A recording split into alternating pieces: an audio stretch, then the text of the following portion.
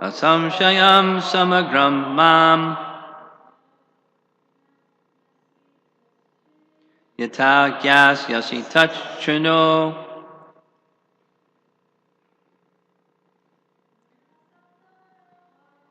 maya saktamanak partha yogam yunjanmadashrayah asamshayam samagram mam yata gyayasi tachrino. Sri Bhagavan Vacha. The Supreme Lord said, Mai, to me, asaktamana, mind attached, partha, O son of Pratha, yogam, self-realization, yunjan, practicing, mat ashrayaha, in consciousness of me, Krishna consciousness. Asamshayam, without doubt. Samagram, completely. Mam, me. Yata, how. Yasyasi, you can know. Tat, that. Shinu, try to hear. Translation, the Supreme Personality of Godhead said, now hear, O son of Pratha, how? By practicing yoga and full consciousness of me, with mind attached to me, you can know me in full, free from doubt. Purport by Srila Prabhupada. What's that? Or should I say, who is that?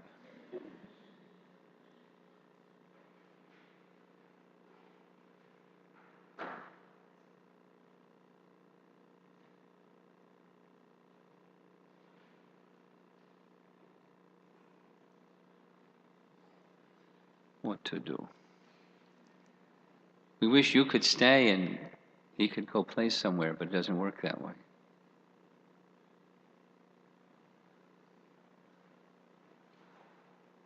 Okay.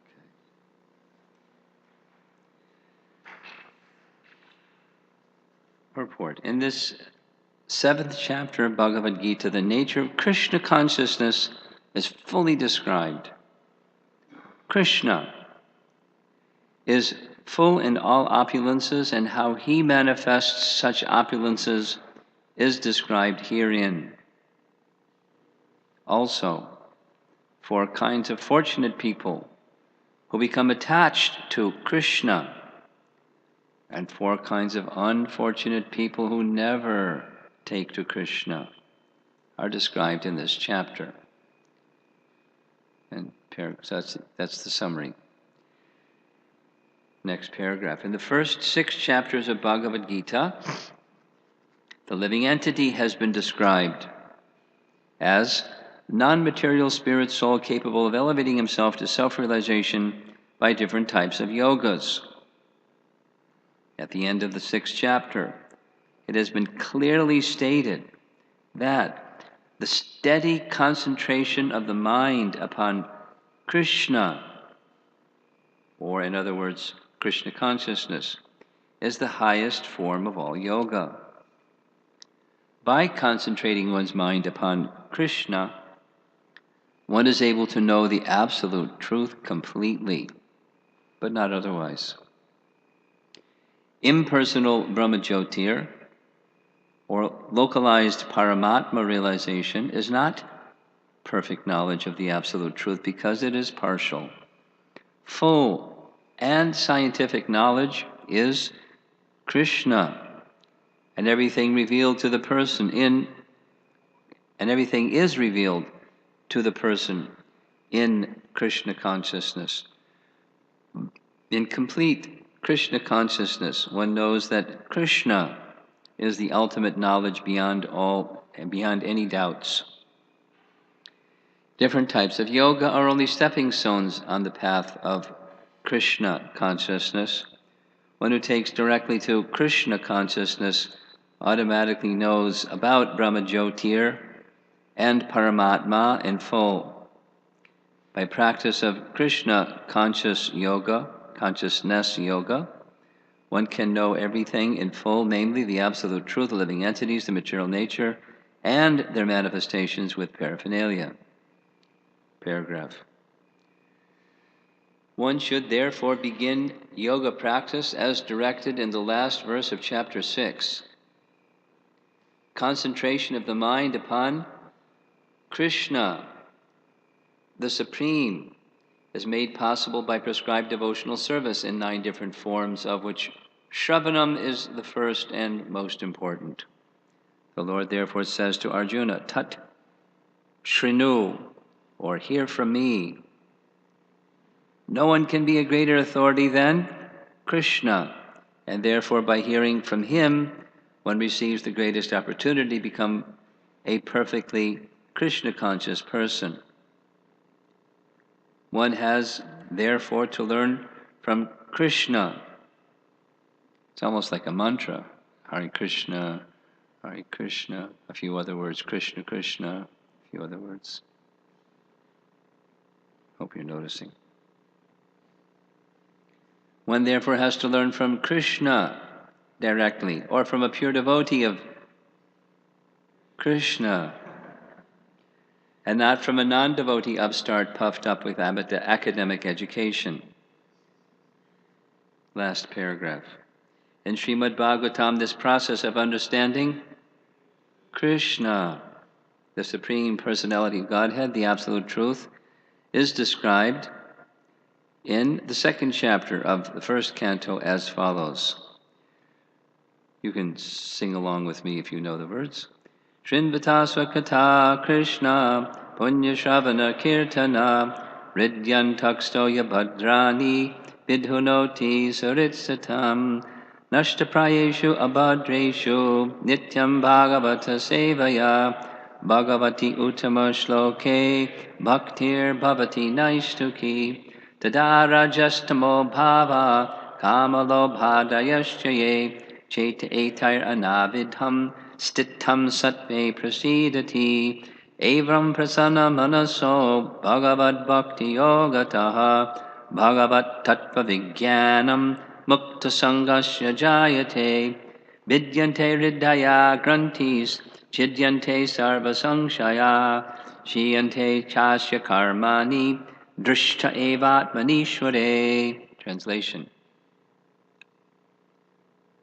To hear about Krishna from Vedic literatures, or to hear from him directly through the Bhagavad Gita, is itself righteous activity.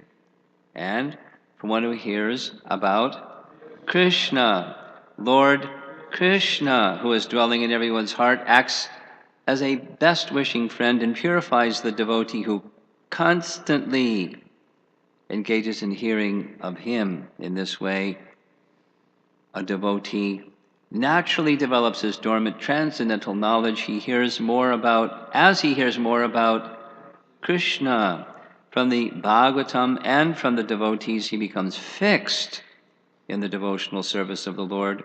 By development of devotional service, one becomes freed from the modes of passion and ignorance, and thus material lusts and avarice are diminished. When these impurities are wiped away, the candidate remains steady in his position of pure goodness, becomes enlivened by devotional service, and understands the science of God perfectly. Thus, Bhakti Yoga severs the hard knot of material affection and enables one to come at once to the stage of asamshayam samagram, understanding the supreme absolute truth, personality of Godhead. Ta-da! 1:17 through 21. Last paragraph is 1 sentence long, and it has 3 Krishnas in it. Therefore, only by hearing from Krishna or from his devotee in Krishna consciousness Can one understand the science of Krishna? End of purport. We got purified so many times. Just You've probably heard the story of Bhaktisiddhanta. No, Prabhupada, actually. Somebody wrote an article for Back to God, and Prabhupada was asked to approve it. He said, oh, they said Krishna's name 21 times, publish it. That was the criterion. And then some articles that were bad press. Oh, they said Krishna's name so many times, very good.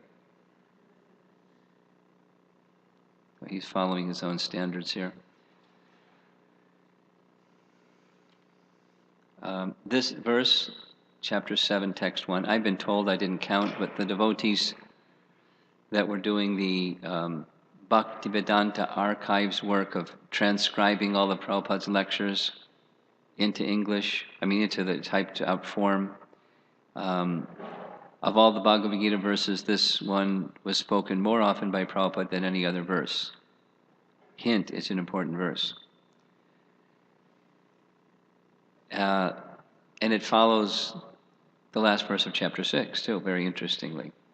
Because the last verse of chapter 6, it's a dividing position between the first 6 chapters, Karma Yoga, or Nishkam Karma. We discussed this yesterday evening. And Bhakti. And then, where's Luke? Luke asked the question, why is it important? Do we know the other processes of Bhakti? The other processes in addition to Bhakti? Because Nishkam Karma is a subset of Bhakti.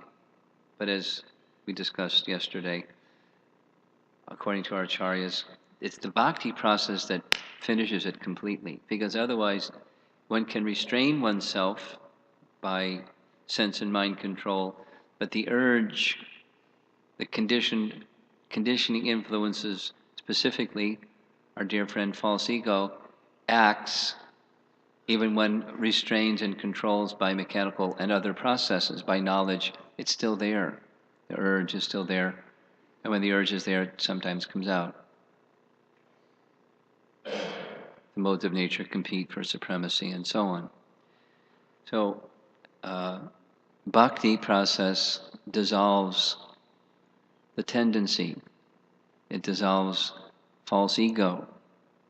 And it dissolves the material mind. And it dissolves the entire subtle body, material subtle body, leaving the pure thinking, feeling, willing, discerning capacity and sense of identity.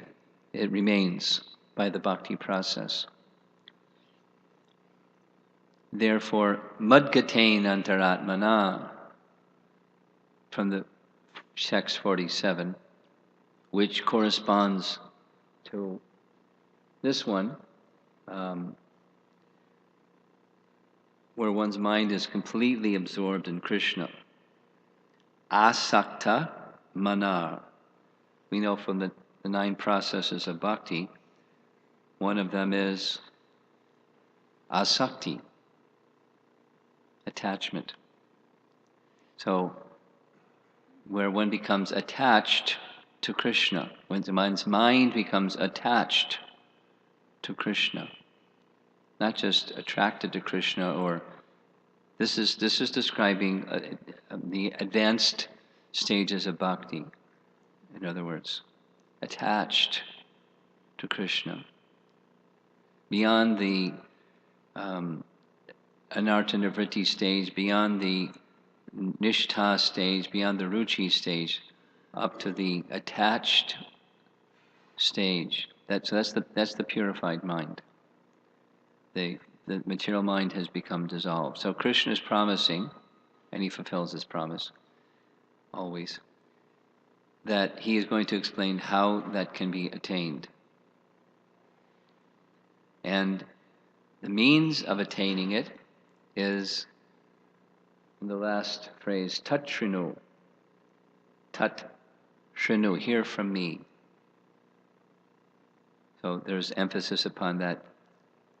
Both the phrase tat shrinu directly within the purport, and then that nice long description of these verses from the first canto that starts with Srinvata Swakata Krishna, Punya Shravana Kirtana, the process of hearing and chanting, beginning with that, leading to all the rest, up to the stage that, to this asakti stage. One can achieve that just by hearing. Asamshayam, samagram.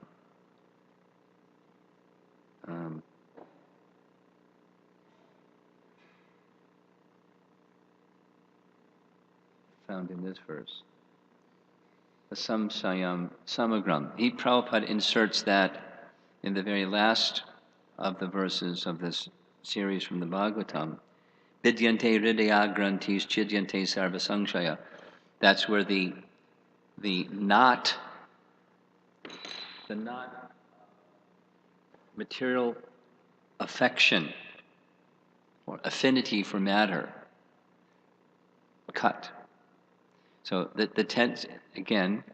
tendency for fruitive work, even in the realm of spiritual activity where we think that we're the doer, you know that one. Kartaham iti manyate. We think, okay, I'm going to become a pure devotee. Whoops. I'm going to become something. And acting through false ego. We're discussing this in our talks upstairs.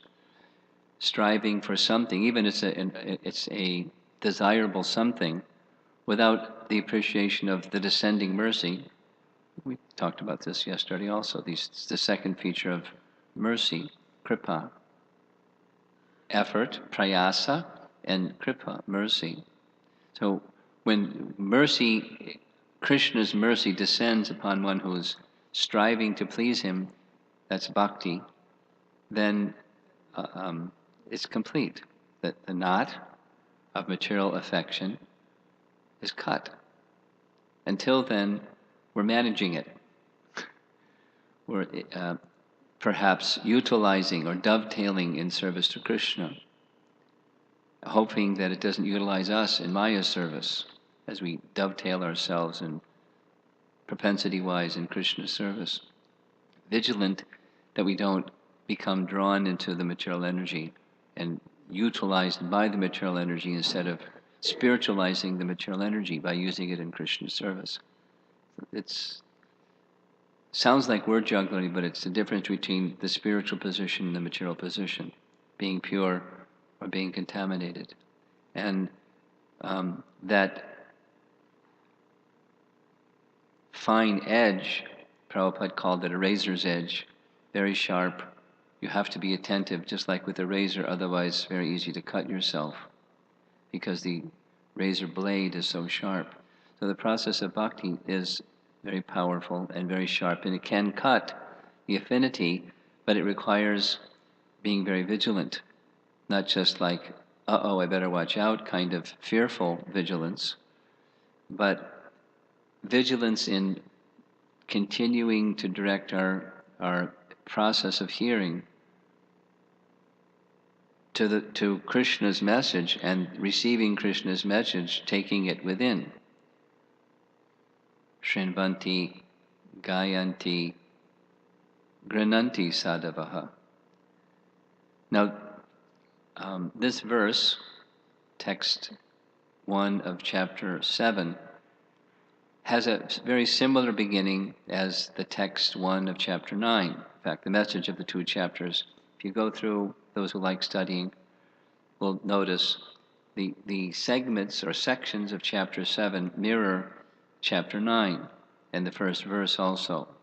So in the first verse of chapter 9, Krishna uses the word pravakshami. Pravakshami means, now hear from me. I shall now explain. I shall now explain. Pravakshami. I am speaking. Now hear from me. Notice the similarity. It's just, please be in a receiving mode because I'm going to explain. this ninth chapter, the most confidential knowledge. It's sound vibration. It's broadcasting and receiving, the same as we understand the Bhagavatam is based upon. The Bhagavat Dharma begins with hearing and chanting. Shrinvatasva Kata Krishna. Shrinvatasva Kata Krishna. Hearing and chanting. Krishna Kata. Punya Shravana Kirtana. Hridyanta Ksauyabadrani. Vidhonoti Saritsatam. The heart becomes cleansed. And in that cleansing, the misgivings are removed, the reality is restored, and the natural affinity for Krishna comes, this asam shayam samagram, from this verse. And in this purport, Prabhupada is making the distinction between the realization that's being described here, the end of chapter 6 and the beginning of chapter 7, and again the beginning of chapter 9, is about Krishna. Krishna in his personal feature. And emphasis in the purport is included within understanding Krishna in his personal feature is understanding the Brahman and Paramatma feature. And the converse is not true, which is, by understanding the Brahman feature, it doesn't include understanding Krishna. In fact, commonly those that have some appreciation or affinity for the Brahman feature relegate Krishna to fiction or a covered form of Brahma or some mumbo-jumbo, a wrong conception. So they don't, it's incomplete. That's putting it nicely. Their realization is incomplete. But this is asamshayam. The commentaries say asamshayam indicates the question that Arjuna asked Krishna in the beginning verse of chapter 12. What's that verse? There's a doubt. What's the doubt? Arjuna wants to know which is better, the impersonal or the personal. I mean, he's asking for our benefit. So Krishna says, without a doubt, the personal is better. And he gives his reasons why. Here we're getting, it's more complete. And the other is not complete. Another reason he gives in chapter 12 is it's very difficult. And then another reason is, with bhakti process, you have Krishna's help. And without bhakti, you're not looking for Krishna's help, so he doesn't interfere, and it's without Krishna's help. So it's really easy. My effort, or my effort and Krishna's help. Real easy math. So it's better, because we get Krishna's help, because it includes everything, therefore it's better. And the other is very unnatural, and therefore it's difficult because it's unnatural. Now the impersonalists think, well, because it's more difficult means it's better. The thing that's easy isn't as good because it's easy. Well, it's easy, but they can't do it because their heart is misdirected. That's the change of heart factor. I can still go forward with, I'm going to do it mentality, and I'm going to merge with Brahman, and whatever else. I want to fix my mind on Super Soul and control the breathing and do these austerities that are difficult. The austerities that are observed by the Mayavadis are very, very severe. Very, very severe. They can, if they can do them, that's a big if. It's still, the realization is incomplete, but they can't make the change of heart because they're still envious of Krishna. So it's better. It's more complete. It's natural. You have Krishna's assistance, and in the end, you have a relationship with Krishna. as opposed to not having a relationship with Krishna, which is our condition now. And we know what that's like. It's not something we want to continue, except we're holding on to some of our baggage. So the process of hearing carries one beyond the position of doubt. No doubt obstruction. He's recommending or encouraging, inspiring Arjuna to hear in such a way it will carry him beyond doubt. Samshaya means doubt.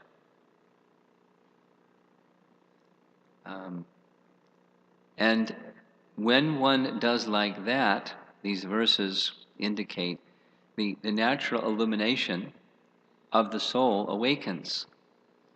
In Vishwanath Chakravarti Thakur's commentary, towards the very end, he quotes a verse from the 8th canto, which I'd like to read to you. Chapter 24, text 38.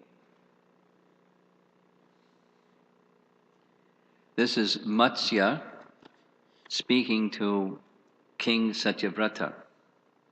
And he says, "You will be thoroughly advised." Well, I'll read the previous verse. "Pulling the boat, you and all the rishis in it, O king, I shall travel in the water of devastation until the night of Brahma's slumber is over." So much is going to get it, put everything on the boat, and I'll pull you to safety. Then he says, "You will be thoroughly advised and favored by me, because of your inquiries, everything about my glories, which are known as Para Brahma, will be manifest within your heart. Thus you will know everything about me." That's this asamshaya samagram. Samagram means completely. Beyond doubt, you'll know completely about me. Now, how does that become possible? Well, it becomes possible if Krishna enlightens one from within. And when there's light, there's no more darkness. The modes of nature, the lower modes of nature, are not acting in that position. And in that position, Krishna illumines the heart. So it's not just knowledge. Yay, I did it. I got knowledge. It's a transcendental relationship with Krishna where nothing remains unknown. At least nothing that the living entity needs to know. Say it the other way. Whatever the living entity needs to know, Krishna discloses. Once a devotee asked, you've heard this one before, but probably, "Swamiji, I've heard that a guru is supposed to know everything. So how many windows are there in the Empire State Building?" And Prabhupada's reply was, "How many drops of water are there in a mirage?" And then he explained that the knowing everything is what the devotee needs to know to go to Krishna, which Krishna says in Bhagavat Gita. What you need to know to go to Krishna, Krishna will disclose that to you. And similarly, somebody asked, a devotee asked Prabhupada, does the spiritual master know everything about his disciple? And Prabhupada said, he's not super soul. Super soul knows everything about everybody. But the spiritual master knows according to the indication that Krishna gives, and Krishna may give indications through others. Not necessarily, he's got a television and he's, monitoring, whatever you call those, hidden cameras, and he's got a hidden camera watching, got a lot of channels and scanning all the channels to see what everybody's up to. It's not like that. But what is needed to be known, Krishna discloses to one who is tuned into the Krishna channel, one who is asattamana, or mudgatain antaratmana, and that's fixing the mind upon Krishna. And exactly as Prabhupada, I'll read it. How does one do that? How do you fix your mind upon Krishna? By the hearing process.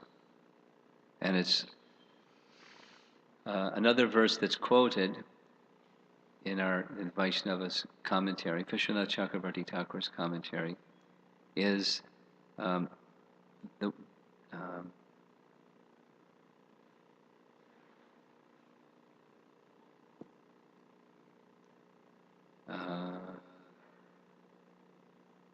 Bhakti Parashanu Bhavo Viraktiran Yatra Cha, that verse. And he makes his presentation in this way, or he makes a commentary about the verse that proportionate to the quality of devotion of an individual, they will feel satisfied, and thus attraction, affinity for matter will dissipate, just like the verses quoted from the first canto, chapter 2 Bhagavatam. Proportionate to. So the proportionate to is both where we are in our spiritual trajectory, but it's also, in other words, how assiduously we have applied ourselves over a period of time to the hearing process in a not cosmetic but a genuine, sincere, reaching to Krishna way. And even one may be a beginner on that, at least in this lifetime, in that process, but if one is very sincere in one's endeavors, Krishna reciprocates. He sees that sincerity. Oh, I could spend a long time on this topic, but we spoke about an hour during the Japa retreat in Houston about this one word, matihi, in the description by Shukadev Goswami to Maharaj Parikshit about Ajamila.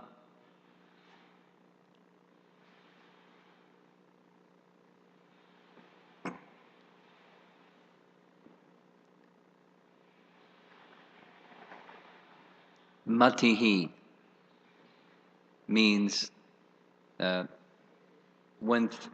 this case it's Lord Vishnu considered. The Vishnu Dutas were explaining, or he was explaining why the Vishnu Dutas came. Vishnu Dutas came because Lord Vishnu sent the Vishnu Dutas. And why did he send the Vishnu Dutas? Matihi. Because Lord Vishnu thought, oh, he's calling my name. So I must protect him.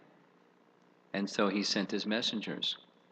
And Vishwanath Chakravarti Thakur, it's like an 8-page purport explaining if even Ajamila unintentionally just calls the name of Narayana, what Narayana feels, oh, he's calling my name. Then what to speak of if the intention goes up and up? So proportionate to the bhakti principle, which is spoken of in the previous verse, that awakens further and further by the hearing process. As bhakti grows, Krishna reveals himself proportionately. Asamshayam, samagram, completely, or as completely as a tiny living entity can know the incomplete, that much. And Krishna can empower the living entity to understand him more than the living entity can otherwise understand him. Understand anything by Krishna's empowerment. So proportionate to. And if one follows this, what follows this verse, like what Krishna promises he's going to explain, one can come to the stage and beyond, to the stage of asakti, and then further the process of devotional service by hearing very nicely. Small thing. Hearing very nicely. Hearing regularly very nicely.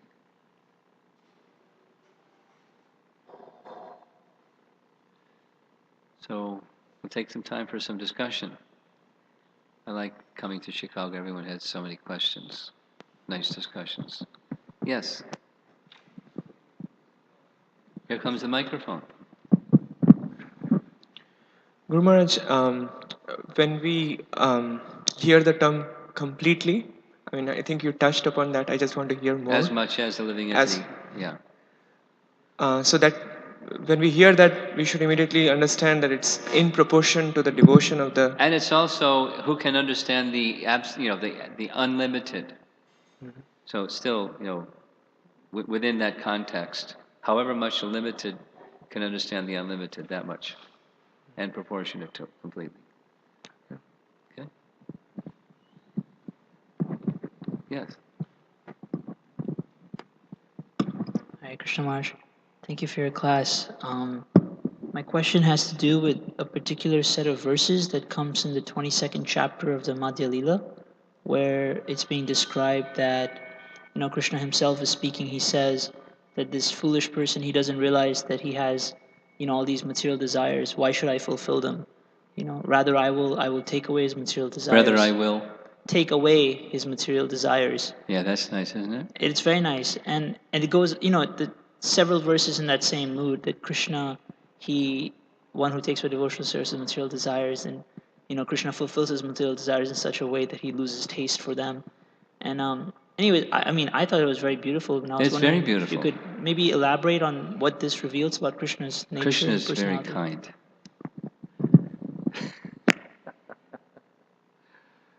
Krishna is very kind. Who can be a better master than Krishna?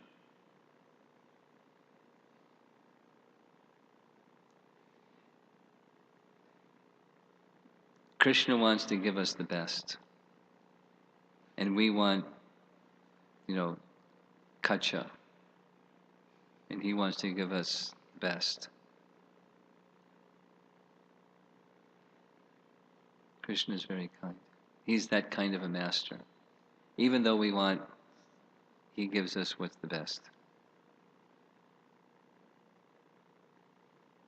It's like I'm thinking. It's probably you were thinking when you read the literature. But that's that 22nd chapter section of Uddhava appreciating Krishna to Vidura. Who can get a better master than Krishna? Putana came to kill Krishna, and Krishna knew it. And Krishna accepted the service that she rendered as a mother and gave her a position of mother in the spiritual world.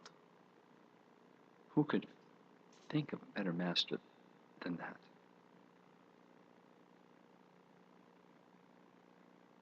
Krishna is very kind. Or Dhruva Maharaj. He got his kingdom, but he also, the transcendental kingdom, better than my father's father's father. But he also wanted to, show up his stepmother, so that was fulfilled too. But in such a way that the desire was removed. That's Krishna's nature. It's his loving nature. He wants to give the best. And we don't even know what the best is. And so we're desiring something. Even we think we want the best. We don't, we're covered. But Krishna wants to give us the best. That's the kind of master we're serving. This Krishna's kindness.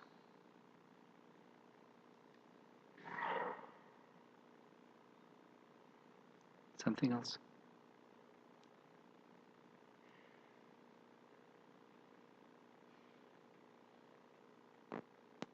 Maharaj, I was wondering, in this verse and many other verses, why does Krishna generalize with the word yoga and not be more specific as to what kind of yoga he's referring to? Bhakti yoga, karma yoga, jnana yoga, or am I just not reading it correctly? Well, he's, in this case, why don't you shut it off? In this case, he's explaining text 47, which is very clear which kind of yoga.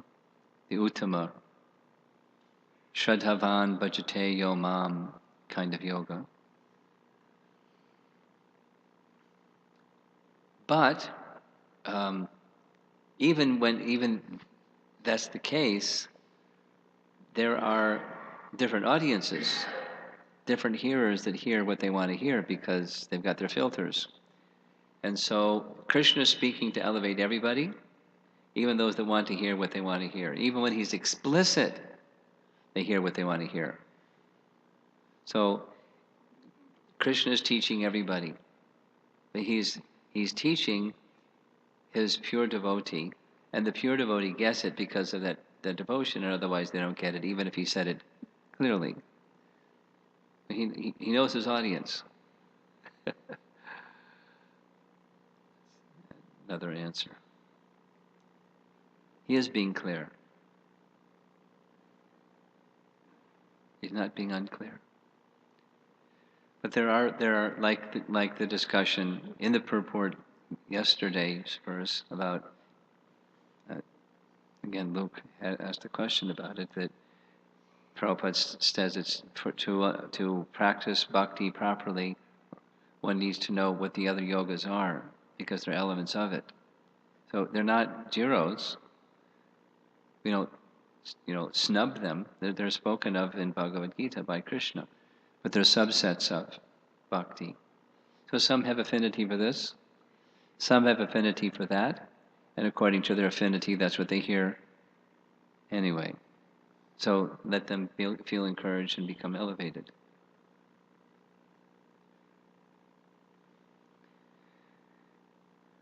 Luke's got something cooking over there. No? Okay. Anyone? Yes.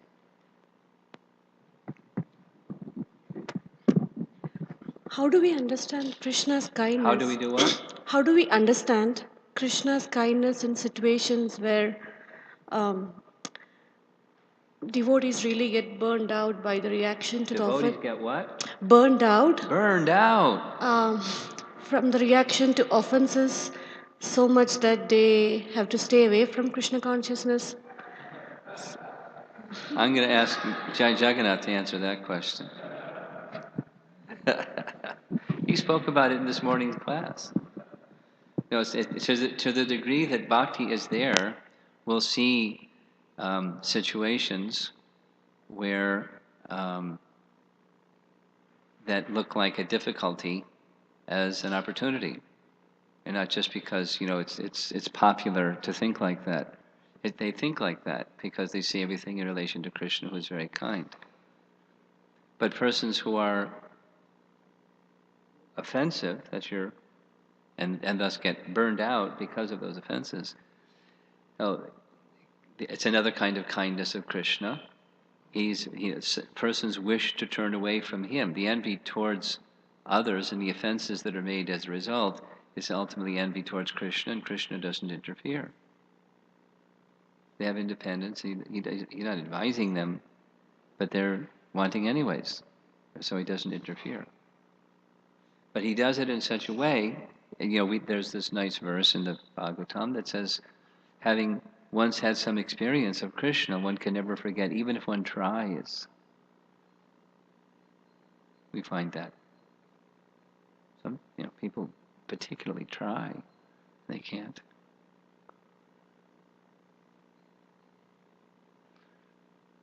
Okay. Yes, who's back? Hare Krishna Maharaj. We know that ideally we shouldn't ask Krishna for material things. We should pray for his service.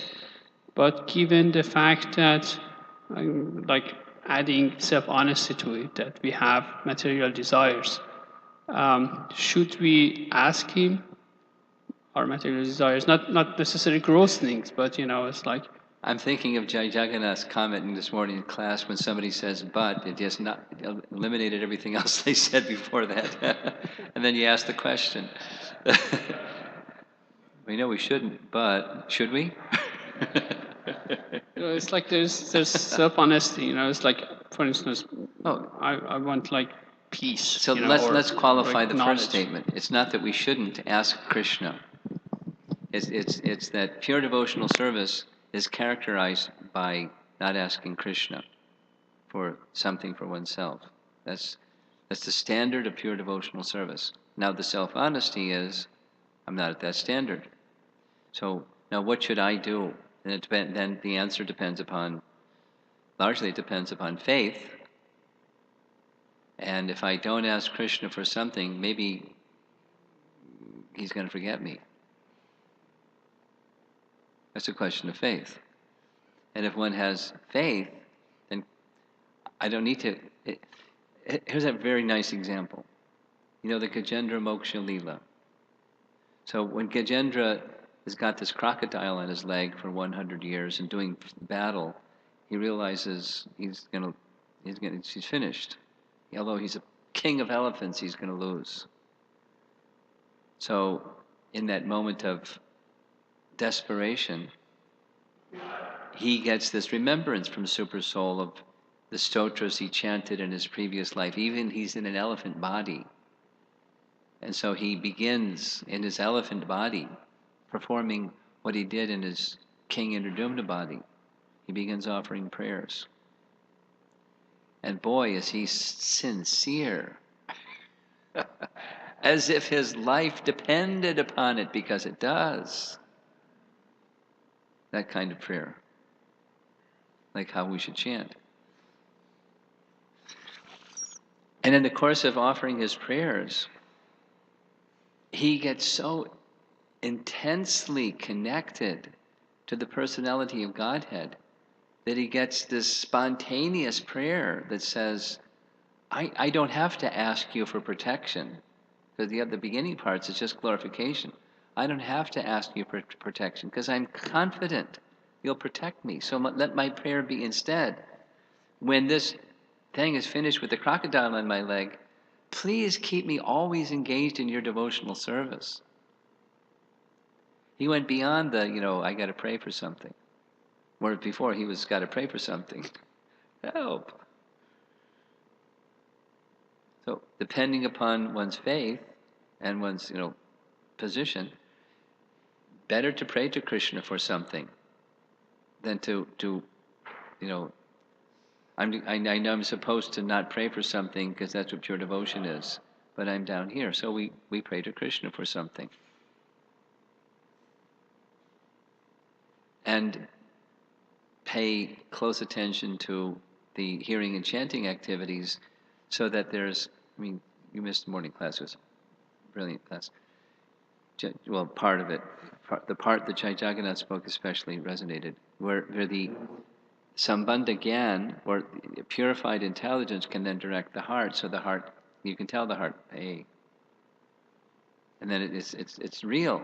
Then I know that I have these desires, and so my inclination is to ask you for the fulfillment of these desires, but deep inside, somewhere inside me, I know the real issue is I've forgotten you. So please restore my complete remembrance of you regardless of the circumstance. Please keep me engaged in your service. And meanwhile, the crocodile on my leg, or whatever it is.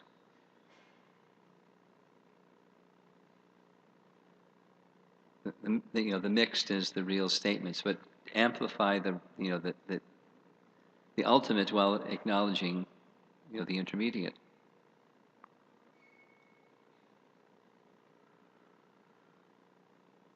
Okay, time's up. 7:30. Thank you all. Srila Prabhupada ki jai.